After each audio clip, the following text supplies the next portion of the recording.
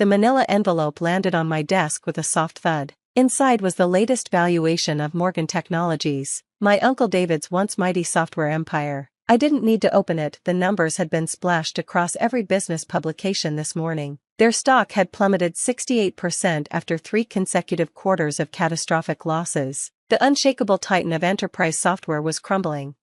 I leaned back in my chair, letting the morning sunlight warm my face through the floor-to-ceiling windows of my downtown Seattle office. The view of Puget Sound stretched out before me, boats dotting the water like tiny white brushstrokes on blue canvas. My fingers traced the edge of my old laptop, the same one I'd used to write my first lines of code 5 years ago, the one that had sparked endless mockery at family gatherings.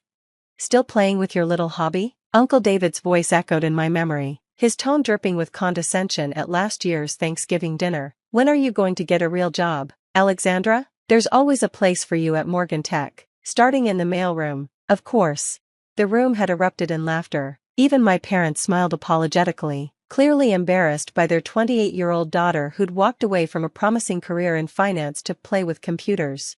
What they didn't know was that by then, my hobby, Quantum Solutions, had already secured its first major client. While they were laughing, I was revolutionizing how artificial intelligence integrated with enterprise systems. I just did it quietly, methodically, without the flashy press releases and self-congratulatory LinkedIn posts my uncle was so fond of. My phone buzzed. Speaking of Uncle David. "Alexandra," his voice was strained, missing its usual bombastic confidence. "Do you have a moment to talk?" I smiled, though he couldn't see it. "Of course, Uncle David. How are things at Morgan Technologies?" A heavy pause. "You've seen the news, I assume?" "I may have caught a headline or two." He cleared his throat. "Listen, I know we haven't always seen eye to eye, but I've been looking into what you've built with Quantum, your AI integration platform. It's remarkable, revolutionary, even." Now he noticed, after 5 years of dismissing my work, suddenly he'd developed an appreciation for my hobby. "That's kind of you to say," I replied evenly, "though I recall you having a different opinion last Thanksgiving." Another pause, longer this time. "About that, I was wrong. We were all wrong. And now I'm wondering if you'd consider a partnership. Morgan Tech needs what you've built. We need your innovation, your fresh perspective." I glanced at the framed photo on my desk, me at 16, winning my first coding competition. Uncle David had been there but left early, declaring programming competitions cute but not serious business. Next to it sat this morning's Wall Street Journal, featuring an in-depth analysis of Quantum Solutions' meteoric rise and our groundbreaking AI frameworks that were reshaping the industry.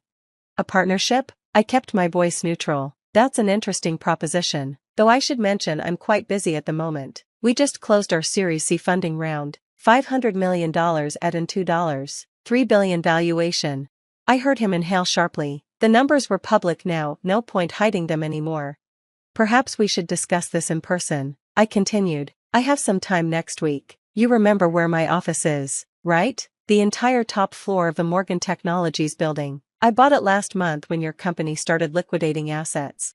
Silence. "Alexandra," his voice cracked slightly, "we're family. Surely we can work something out."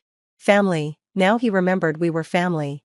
"You're right," I said softly. "We are family, which is why I'll give you something I don't offer others: honesty. Morgan Technologies is failing because you refused to innovate. You dismissed new ideas, my ideas, because they didn't come packaged in the way you expected. You mistook humility for weakness, passion for frivolity."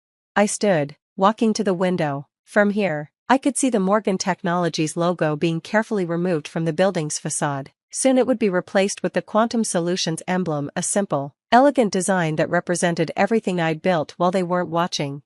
"But you're right about one thing," I continued. "We should discuss this in person. My assistant will send over an appointment. And Uncle David, bring the latest financials. If we're going to talk about acquisition terms, I'll need to see everything." He made a choked sound. "Acquisition? You want to buy Morgan Technologies?" "Want is a strong word," I replied, "but someone needs to save what's left of the company. It might as well be family." After hanging up, I sat back down at my desk and opened my laptop, not the sleek new one provided by the company, but my old one, its cover still adorned with stickers from coding boot camps and hackathons. I pulled up an old email from 5 years ago, Uncle David's response to my request for seed funding. "Dear Alexandra, while your enthusiasm for programming is charming, I cannot in good conscience invest family money in what amounts to a hobby. Perhaps it's time to focus on more serious endeavors. Best. David Morgan, CEO, Morgan Technologies. I'd kept that email, not out of bitterness, but as a reminder. Success isn't about proving others wrong, it's about proving yourself right. And I had done exactly that. One line of code at a time. My intercom buzzed. Ms. Carter, the board members are ready for you in the main conference room.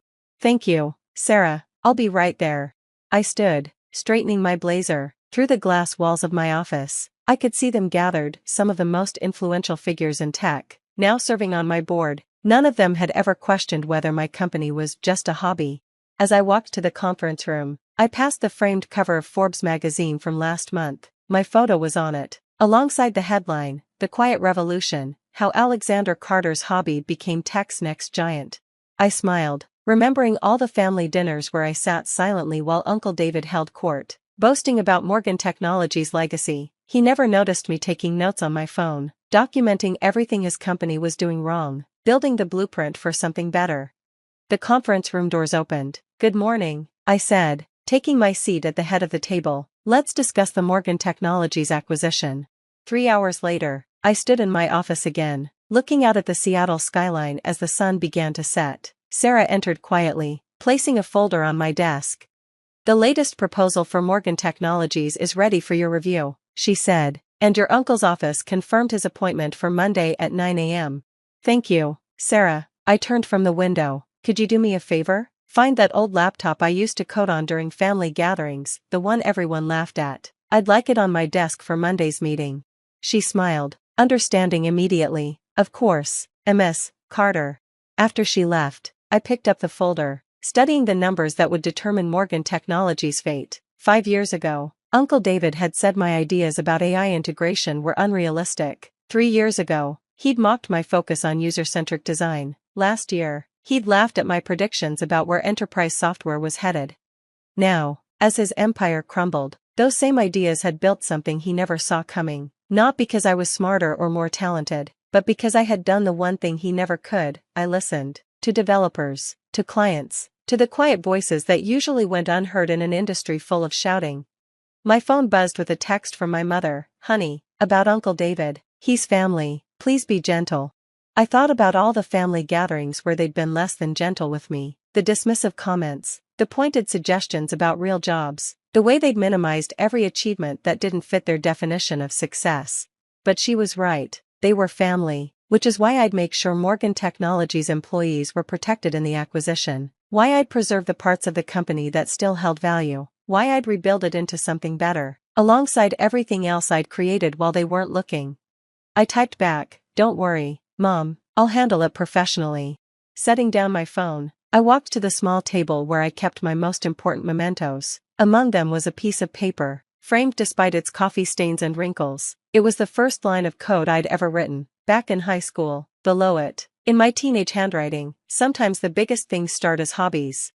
I smiled, thinking of Monday's meeting. Uncle David would arrive expecting to negotiate a partnership. Instead, he'd find himself in an acquisition discussion with the very person whose potential he'd dismissed for years, the same person who now controlled his company's fate. But I wouldn't gloat. I wouldn't remind him of every dismissive comment or condescending smile. Success isn't about revenge, it's about rising above, about building something so undeniable that the people who once doubted you have no choice but to see it. My intercom buzzed again. "Ms. Carter, the development team is ready for the daily stand-up." On my way, I took one last look at the Seattle skyline, at the building that would soon bear my company's name. Uncle David had spent years building walls to protect his empire. I'd spent those same years building bridges, connecting ideas and people in ways he never imagined possible. And on Monday, he'd finally understand the difference.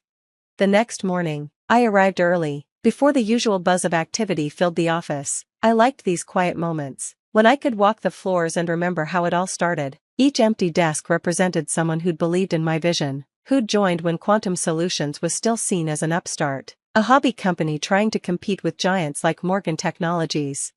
Sarah was already at her desk, efficient as always. "Good morning, Ms. Carter. I prepared the acquisition documents for Monday, and I found your old laptop."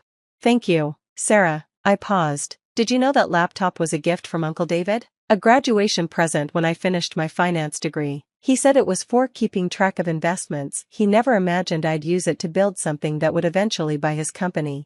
She smiled. Life has a way of coming full circle, doesn't it? That it does.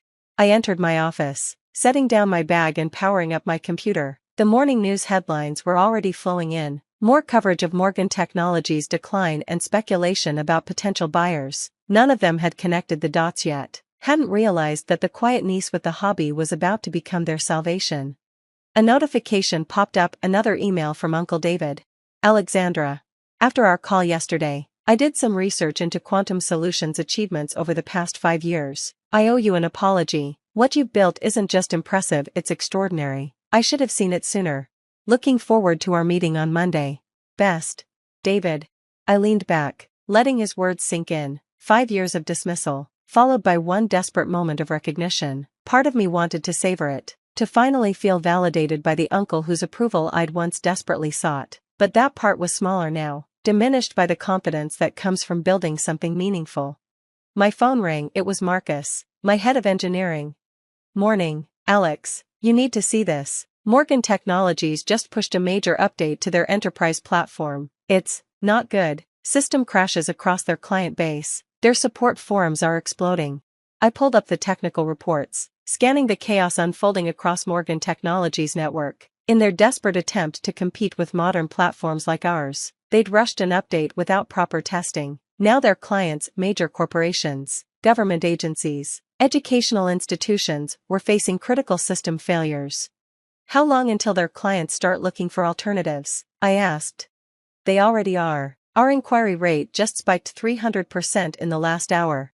I thought about Uncle David, about how his rush to maintain market dominance had led to this moment. He'd always said I was too methodical, too careful, too focused on getting things right instead of getting them done quickly. Start scaling up our support team, I told Marcus, and prep the migration tools. When these companies need to switch platforms, I want us ready. Already on it. Oh, and Alex? Remember when your uncle said our AI integration was unnecessarily complex at that tech conference last year? I laughed. Hard to forget. Well, that unnecessary complexity is exactly what these companies need right now. Sometimes being thorough isn't just good engineering, it's good business. After hanging up, I walked to the window, watching the morning sun reflect off the buildings downtown. Somewhere in one of those buildings, Uncle David was probably staring at the same reports I was. Realizing that his company's fate was sealed, he'd spend the weekend trying to salvage what he could, preparing counteroffers and desperate proposals for Monday's meeting. But I already knew how it would end, not because I was smarter or more capable, but because I'd never forgotten what it felt like to be underestimated. It had taught me to build things properly, to value substance over style, to listen to the quiet voices that often held the loudest truths. My intercom buzzed. "Ms. Carter, your parents are here. They don't have an appointment, but..." I smiled. Of course they'd come. Send them in, Sarah. They entered cautiously, my mother clutching her purse, my father adjusting his tie nervously. The last time they'd been in this office, it had belonged to Uncle David. Now their daughter sat behind the desk, and they didn't quite know how to process that reality. "Alexandra," my mother started, "about Uncle David." "It's okay, Mom. This isn't about revenge. It's about doing what's right for both companies." "We had no idea," my father said softly. "All this time, when you were working late, when you missed family events. I was building something. I finished for him, something that mattered." They looked around the office, taking in the awards, the press coverage, the evidence of success they'd somehow missed while focusing on Uncle David's more visible achievements. "We're sorry," my mother said. "We should have supported you more." I stood, walking around the desk to hug them both. "You did support me. You raised me to be persistent, to work hard, to believe in myself. The rest, I had to prove to myself more than anyone else." As they left, I noticed my father lingering, looking at the old laptop now sitting on a shelf behind my desk. "I remember when you used to bring that to family gatherings," he said. "We all thought you were just avoiding conversation, playing games or something." "I know, Dad, but I was actually building the future." He nodded, understanding finally filling his eyes. "You certainly were." The rest of the day passed in a blur of meetings and decisions. By evening, I was alone in the office again, reviewing the final details for Monday's acquisition proposal. The numbers were clear: Morgan Technologies would be absorbed into Quantum Solutions, their legacy preserved but transformed under new leadership. I picked up my old laptop, running my fingers over its worn surface. Every dismissive comment, every doubtful glance, every mockery of my hobby had been absorbed by this machine, transformed into lines of code that would eventually revolutionize an industry. My phone buzzed one last time, another text from Uncle David. Alexandra, I know Monday's meeting isn't really about a partnership. I've seen the numbers. I know what's coming. Just, thank you for doing this yourself instead of letting some stranger dismantle everything we built. I typed back, family takes care of family, Uncle David, even when they don't always understand each other. Setting down my phone, I looked out at the city lights coming alive as dusk settled over Seattle. Sometimes success isn't about proving others wrong, it's about proving yourself right. It's about turning doubt into determination, mockery into motivation, and yes, sometimes turning hobbies into empires. Monday would come, and with it, a new chapter would begin, but tonight, in the quiet of my office, I allowed myself a moment to appreciate the journey. From the laughingstock of family gatherings to the CEO who would save their legacy, it was a path I never could have predicted, but one I wouldn't change for anything. Because sometimes the best revenge isn't revenge at all, it's building something so undeniable that those who doubted you have no choice but to recognize its worth. And sometimes, just sometimes, it starts with a hobby that nobody else believed in. The end.